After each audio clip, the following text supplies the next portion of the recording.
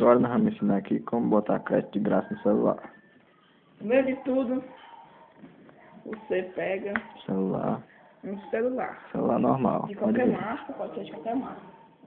Depois, pega um pedaço de papel. Aí, depois que você pega um pedaço de papel, A caneta ou um lápis. caneta, um lápis, gasta um lápis. Muito simples. Muito simples. Você escolhe qual é a quantia que você quer colocar. Vamos colocar no celular. R$220.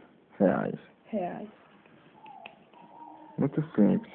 Agora você R$220. desliga o celular. Aí desliga o celular.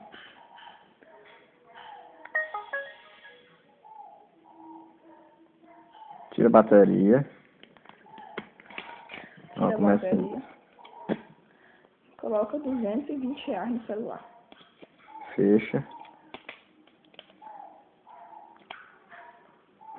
Se direito burro. Espera aí. Dá mais rasgadinha aqui. Lado, jegue ruim. Pronto. Tá pronto. Você já tem R$220 no seu celular. Agora é só se divertir. Agora é só passar trote. Obrigado.